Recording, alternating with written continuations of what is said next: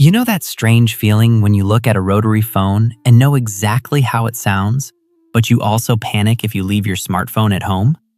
You are fluent in emojis, but you also remember a time when you had to memorize your best friend's landline number to reach them.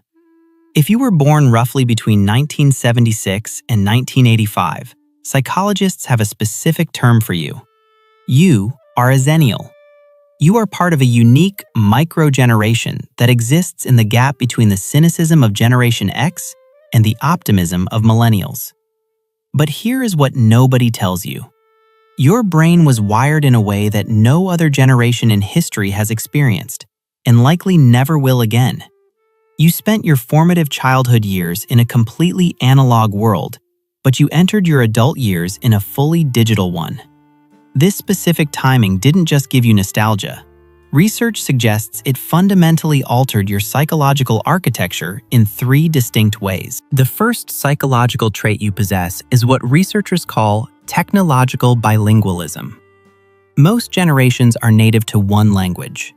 Baby boomers and Gen X speak the language of the physical world, face-to-face meetings, paper maps, and waiting. Digital natives, like Gen Z, speak the language of immediate connection and intuitive interfaces. But you speak both. Psychological studies on brain development show that the prefrontal cortex, the area responsible for complex decision-making and adaptability, continues to mature well into your mid-20s. This means your brain was in its most plastic, adaptable state exactly when the world switched from analog to digital. You learned social skills on a playground without surveillance, but you learned professional skills on the internet. This allows you to switch codes instantly. You can handle the deep, slow focus of reading a physical book, but you can also navigate the rapid-fire distraction of modern software without feeling completely overwhelmed. You are the bridge between 2 realities that often can't understand each other. The second trait is a different relationship with memory and identity. If you are a Xennial, you have something that is becoming extinct: an undocumented childhood.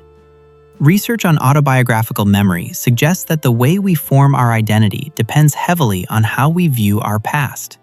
For you, the awkward mistakes of your teenage years, the bad haircuts, and the foolish decisions at parties exist only in your mind or in a physical box of photos under a bed. They are not searchable. This creates a psychological safety net that modern generations lack. When you made a mistake at 15, it faded.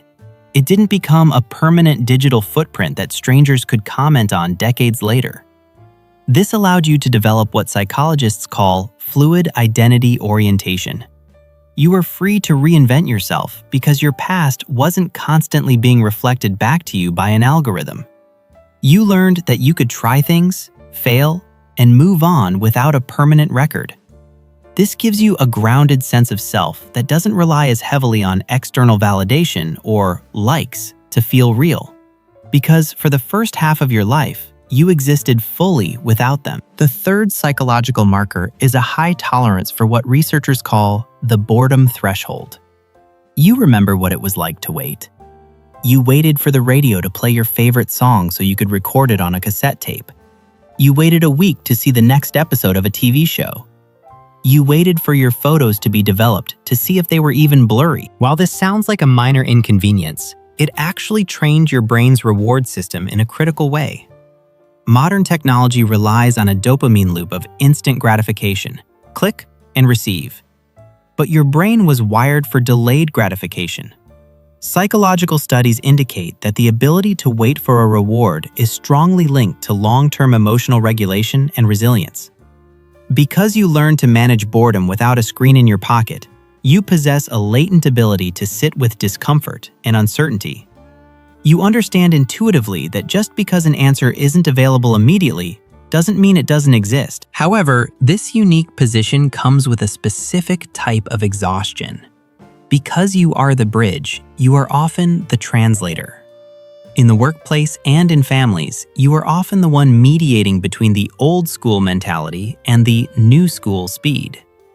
You understand the frustration of the older generation who feels left behind, but you also understand the anxiety of the younger generation who feels overexposed.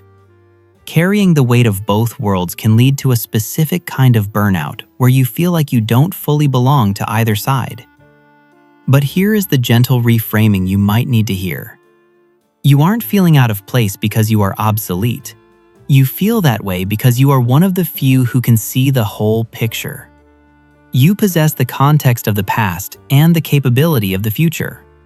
You know that life existed before the internet, which means you know that it is possible to disconnect without disappearing. You have the rare ability to leverage the speed of the digital world while remembering the depth of the analog one.